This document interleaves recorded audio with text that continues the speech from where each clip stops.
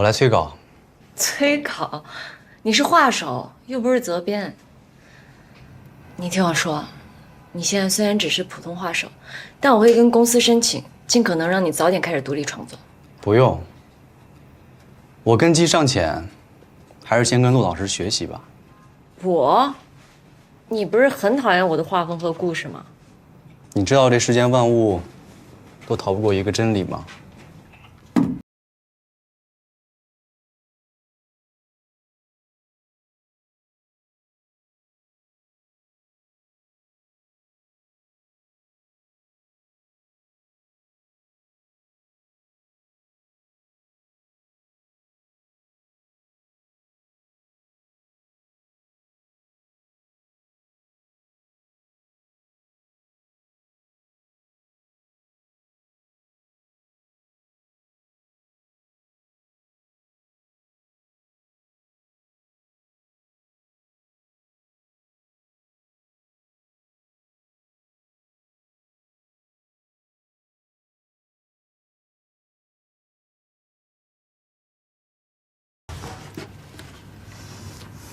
喂，这是男朋友该有的态度吗？